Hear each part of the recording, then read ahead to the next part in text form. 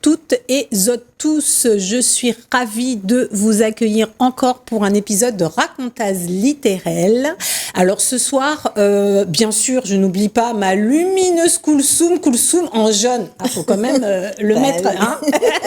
Bonsoir Comment tout le il monde. est Koulsoum. Bonsoir à vous. Merci de nous accueillir comme chaque mercredi chez vous. Merci de nous être fidèles. Oui, évidemment, aujourd'hui lumineuse, solaire. Parce que évidemment, on va rentrer dans un univers où on peut partir. Exactement, dans un univers théâtro-clownesque, improvisation, voilà. Parce que ce soir, on a donc l'honneur et la joie donc d'accueillir, alors attention pour la prononciation, Léa Skaradek. Oui. Bravo. Du Labo Théâtre. Bonsoir Léa, comment ça va? Ça va très bien. Alors, donc, Léa Skaradek, donc comédienne. Ouais. Voilà, donc, comédienne depuis combien de temps? Alors, depuis 2016. 2016, Oui. D'accord. Ça fait peu de temps. Ah oui, enfin, si, quand même. Quand même. Enfin, oui, ça dépend en fait. Voilà. Et donc, alors, comment est venu ce goût de la comédie? Est-ce que ça a été ton parcours quand même 2016, c'est un peu tard ou voilà. Ça a été une vocation sur le tard. Ça a été. Oui, j'ai commencé à faire du théâtre assez tard. En fait, je faisais autre chose avant. Je fais beaucoup d'études en sciences humaines. C'est bien aussi. Voilà, j'ai terminé mon parcours J'étais en train de faire un doctorat sur la gastronomie à La Réunion. Ah ouais, bah d'accord. Ça nous convient. Gastronomie. T'aurais dû rester là-dedans, Léa. Gastronomie, donc de la gastronomie à la comédie. Il y a un lien. Il y a un lien. Oui, c'est le lien entre le corps et l'esprit. Ah, bah oui. Comment nourrir le corps avec l'esprit. Et en fait, j'en ai eu marre de faire des études et j'ai commencé à faire du théâtre au début un peu par hasard parce qu'il y a un ami à moi qui voulait en faire et je l'ai accompagné parce que ça me faisait très peur. Et ma philosophie de vie à l'époque, c'était si quelque chose te fait peur, ça veut dire qu'il faut y aller. Ah oui, c'est pas mal. Le goût du risque, c'est ça. Bon. Donc j'y suis allée, ça m'a beaucoup plu. Donc au début c'était juste pour le plaisir. Et très vite j'en voulais plus, j'avais envie d'en faire tout le temps, beaucoup. Donc je me suis inscrite au conservatoire et à un moment donné j'ai décidé que je voulais en faire mon métier. Oui. Et je l'ai fait. Mais donc j'avais 30 ans quand j'ai commencé à prendre des cours de théâtre pour la première fois. D'accord. Donc on peut dire aux gens qu'il n'est jamais trop tard. Voilà. Hein, on peut commencer le théâtre 30 ans, 40 ans, quand on a envie en silence. Tout à fait. Ah ouais. Exactement. Elle m'a dit donc c'est un parcours assez atypique. Et donc ta compagnie, c'est ça, s'appelle Labo Théâtre. Voilà. Alors, c'est une compagnie qui existe depuis combien de temps? Qu'est-ce qu'on y fait? J'imagine du théâtre, forcément. Mais Son nom l'indique. Tout à fait. Non, on y fait de la cuisine. Donc oui, le Labo Théâtre, c'est une association qu'on a créée en 2017 avec Nicolas Derieux, qui à l'époque était mon prof de théâtre au conservatoire. D'accord. Conservatoire de La Réunion. Oui, à Saint-Pierre. Moi, j'étais à Saint-Pierre. Et lui, il enseignait là-bas. Et en fait, je faisais partie. J'étais une des seules adultes du groupe à l'époque. Et donc, il me faisait participer à des projets d'écriture avec les élèves. Et petit à petit, on a commencé à voir qu'on s'entendait bien artistiquement. Et donc, on a monté le Labo Théâtre ensemble.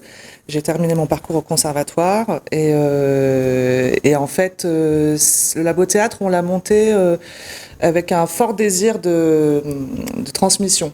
Donc en fait, Nicolas m'a formée à la pédagogie du théâtre et on avait très envie de développer cet aspect-là, de pas simplement...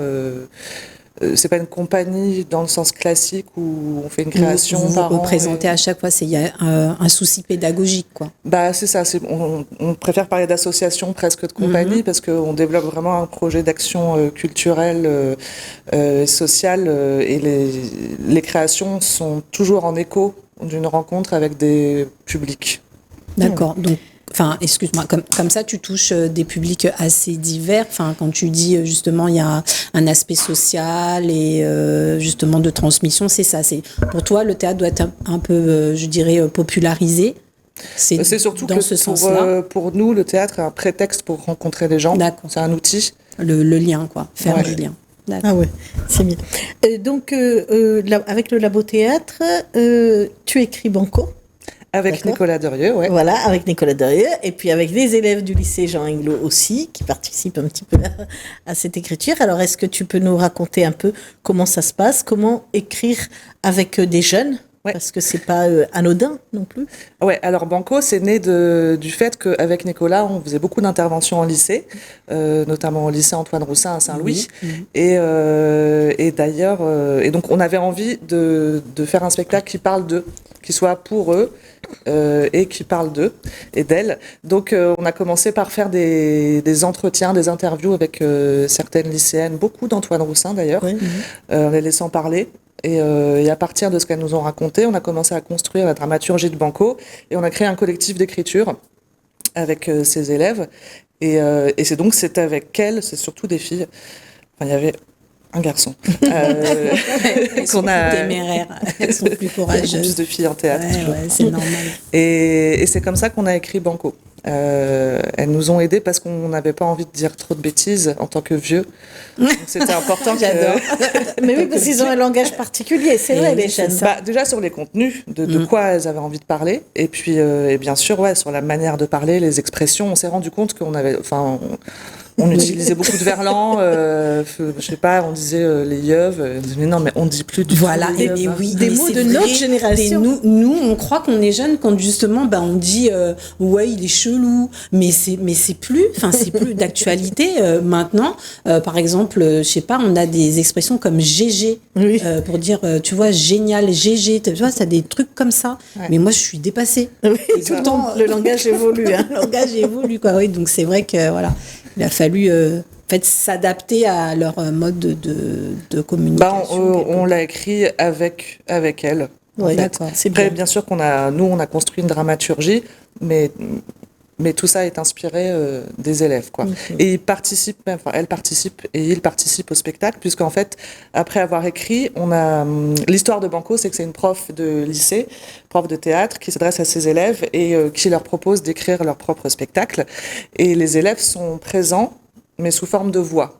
On ne les voit pas, mais c'est comme s'ils étaient dans la salle. Le public, c'est comme si c'était des élèves, et on les entend. Et donc, on a fait un travail vocal d'enregistrement audio avec des élèves, avec les élèves de Koulsoun du lycée Jean Englot. Voilà, une petite pub. Donc ils sont présents dans le spectacle avec leur voix. Avec leur voix. Ah ben oui. Et donc après, là, le spectacle est en train de tourner. Oui, on a joué au Théâtre sous les arbres, qui nous a coproduit et beaucoup accompagné dans ce projet. Et puis on a joué au Festival Comédie aussi, début mai. Et là, on est en train de construire la suite de la diffusion. L'idée étant de jouer beaucoup en lycée, forcément, c'est le but. Ben oui. Mais pas que. Et puis de sortir le spectacle de La Réunion, parce qu'en fait, on a créé Banco dans l'idée de pouvoir le recréer, de le réécrire avec d'autres groupes de lycéens et de lycéennes. Ou d'autres groupes d'ailleurs qui ne sont pas forcément des lycéens et des lycéennes. Par exemple, on a un projet avec les détenus en prison où on va refaire une version de Banco avec des détenus. Donc ce sera encore d'autres thématiques. Mais en fait, ce spectacle est un prétexte à rencontrer d'autres personnes pour réécrire un nouveau spectacle, un nouveau Banco. Plein de petits Banco. Donc, à taper Banco, le lien social, on fait de l'échange. Ça, c'est, voilà. Donc, on reste dans la thématique de l'échange. Et donc, à côté de ça, tu déclines le théâtre avec, les éclats de Lille. Éclats de Lille. Éclats de Lille. Alors, tu peux nous parler un peu d'Éclats de Lille? Éclats de Lille, c'est une association qui a 20 ans maintenant et qui donc propose des interventions de clowns à l'hôpital pour les enfants. Donc moi, j'interviens pour Éclats de Lille depuis 2016. C'était mon premier métier, enfin mon premier contrat en tant que professionnelle, en tant que comédienne, c'était pour Éclats de Lille. J'étais très fière de commencer par ça, bien sûr, parce que j'avais l'impression de me sentir utile, et pas que de me faire plaisir. Donc, et donc on intervient aujourd'hui, on est 11 clowns dans l'équipe, et on intervient à l'hôpital de Saint-Pierre, à Belle-Pierre, à Saint-Denis, à l'hôpital d'enfants aussi. 2 fois par semaine à Saint-Pierre, à Saint-Denis, et 1 fois par semaine à l'hôpital d'enfants, en duo. D'accord. Donc là, en effet, c'est plutôt de l'improvisation. De l'improvisation, d'accord. Voilà. C'est-à-dire que vous venez, il y a un public entre guillemets, qui est sélectionné ou c'est à la demande? Enfin, comment ça se passe? Vous travaillez forcément avec l'équipe médicale. Ouais. Et voilà, donc vous avez un créneau, j'imagine. Et après, en fait, on arrive et on fait on intervient dans tous les services de pédiatrie. D'accord. Donc on commence la journée par faire des transmissions en civil. D'accord. Pas en clown. Oui, bah oui. Parce que sinon, ça serait pas possible. L'effet de surprise, j'imagine. Non, mais c'est surtout qu'il faut se concentrer quand on fait les transmissions, parce que là, on nous donne toutes les informations sur les enfants, pourquoi ils sont là, est-ce qu'il y a des cas difficiles, des choses à respecter en matière d'hygiène, est-ce qu'il y a des sujets à pas aborder, dans quel état ils sont aujourd'hui. Et une fois qu'on a eu les transmissions, on va se changer, puis là, on traverse les services. L'idée étant qu'avec l'aide Lille, on fait des interventions en chambre. Donc on fait un petit spectacle de 5 minutes maximum pour un enfant dans sa chambre, adapté à lui. Donc forcément on improvise. Bien sûr on a une boîte à outils de tours de magie, de musique, dans lequel on pioche, mais la manière dont dont on construit le numéro se fait en fonction de l'enfant. D'accord, donc voir comment est-ce qu'il est réceptif, son âge, sa pathologie, tout ça. C'est ça. Ah oui, ça doit être intéressant et enrichissant. C'est passionnant. Voir aussi un petit peu, je dirais, il y a un petit stress quand même, non ? Face à eux, parce que... Oui, on apprend à prendre des bides quand on fait ce métier. Oui. Ça relativise. Parce que ça peut banquer. Tu as bien raison. Et comme ça peut pas banquer du tout. C'est ça. Quoi. Et eux, ils sont spontanés, quoi. Je veux dire, c'est pas... Mais en général, on arrive à les faire rire. Ah bah oui, je pense. Quand même. C'est quand même ça. Oui, c'est l'essentiel. Alors, tu nous as amené des images, des photos, des choses. Oui, je vous avais des photos de Banco. Qu'on va essayer de regarder. Si la régie est prête. Voilà. Et donc, c'est ceux de Banco que tu as... Oui, voilà. C'est les photos d'Olivier Lardeux. Ah ouais, voilà. Notre photographe. Donc là, tu es en Jones. Oui. Là, donc c'est le personnage de Morgane. T'es chez Morgane. Voilà, c'est ça. Donc en fait, l'idée, c'est que les élèves ont créé un personnage qui s'appelle Morgane et raconte son histoire. Donc je joue à la fois la prof, Solange, qu'on voit là, et Morgane, qui est une lycéenne. Et c'est un spectacle en français et en créole. Oui. Ah, on mélange les deux langues, oui. Un peu à l'image de la manière dont s'expriment les élèves qu'on a interviewés. Bah oui. Et donc après, tu as eu un peu le retour des élèves, ceux qui ont écrit d'Antoine Rossin ou de ceux de Jean Aiguelot. Alors comment est-ce qu'ils ont, une fois qu'ils ont vu, écouté le spectacle, leur retour Leur retour était très positif. On était très touchés parce que celles qui ont écrit le spectacle avec nous nous ont dit mais je me reconnais trop dedans, j'ai l'impression que ça parle de moi, c'est mon spectacle évidemment. préféré. Oui, évidemment. Puis c'est aussi un honneur d'avoir écrit quelque chose et qu'on regarde après. Pour eux, ça doit être quelque chose qui les construit, qui les construit et qui les aide à s'épanouir. Oui, et qui les met en valeur, j'espère. Parce que même si c'est un spectacle humoristique, je pense qu'on se moque un peu plus de la prof que des élèves. Oui. Ça c'est habituel. C'est vrai. On va être susceptible quand on est prof. On sait qu'on va être la cible. On sait pertinemment. Mais on se moque avec tendresse. On se moque de nous-mêmes en tant que prof de théâtre aussi. Bien sûr. Évidemment, puisque... on se moque d'une prof de théâtre à l'intérieur. Voilà. On se moque, mais en même temps, c'est un spectacle qui parle de pédagogie théâtrale beaucoup. Voilà. Et donc, quand on regarde un peu les spectacles où tu t'investis, on a beaucoup d'humains. Alors que ce soit pour les enfants, les clowns, pour les lycéens, parce qu'il faut arriver aussi à les diriger, à leur donner beaucoup de patience et d'empathie pour avancer avec eux. Et puis, donc, on a l'impression que, voilà, et puis peut-être d'autres choses que tu vas faire bientôt. Donc, on a l'impression que, voilà, c'est vraiment l'humain qui semble être important dans ce que tu fais. Bah oui, quoi d'autre? mais non, mais il y en a qui... parce que tu peux être... Il y a des gens qu'on interviewe et que eux, c'est pas vraiment l'humain, mais c'est plus la réception qui les... Voilà, Ah oui. Voilà. Donc, que toi, on sent vraiment, c'est ça, Léa, que ça vient, voilà, que ça vient du cœur ou profondément, et que même quand tu en parles, on a l'impression que voilà, tu les aimes, ces gens-là, ces enfants, ce monde pour qui tu travailles. Oui. C'est ça. Non, mais parce que tu vois, habituellement, peut-être qu'on te dit, ouais, moi, ce qui me motive, c'est l'amour. Toi, c'est très cliché. Oui, c'est ça. Je veux dire, tu vois. Mais là, on sent que, en fait, dans ta manière de présenter le théâtre, en fait, il y a cette envie de populariser justement ce théâtre et de créer le lien social. Voilà. Oui. C'est ce qu'on ressent en fait à travers. Peut-être que mais peut-être qu'on est à côté. Et voilà, c'est pour ça que je te posais la question. Pas du tout. C'est ça. Oui. C'est vrai qu'on a envie que pour Banco, en tout cas, l'idée c'était aussi que les jeunes s'emparent du théâtre en se disant que c'est un lieu qui leur appartient en fait, de mettre ça à leur service. Bien sûr. Et ça a plutôt bien marché. Oui, parce que tu vois, enfin.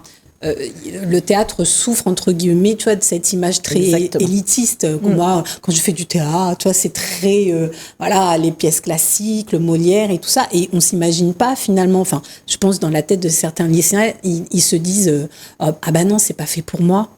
Et le fait de peut-être amener cette forme de théâtre-là et de leur dire qu'ils peuvent s'investir dans ce genre d'art qui souffre un peu de ce cliché élitiste, ils se disent, ah ouais, finalement, c'est fait pour moi. Donc, si c'est fait pour moi, ça peut être fait pour toi, ça peut... Bien sûr. Donc, c'est quand même intéressant. Voilà. Oui, c'est enrichissant pour eux, puis c'est enrichissant pour nous pour aussi toi, beaucoup. Bien évidemment. Ouais. Alors, est-ce qu'il y a une suite avant qu'on passe à l'objet Est-ce qu'il y a une suite? Une suite à Banco. À Banco, ou est-ce qu'il y a une suite après d'autres spectacles en préparation? Voilà. Alors Banco, comme je vous l'ai dit, il va y avoir des petits de Banco à La Réunion, c'est sûr, dans d'autres lycées et en prison, mais aussi à l'étranger. L'idée, c'est d'aller sur d'autres territoires aussi pour rencontrer encore plus de monde et travailler sur aussi d'autres formes de langage.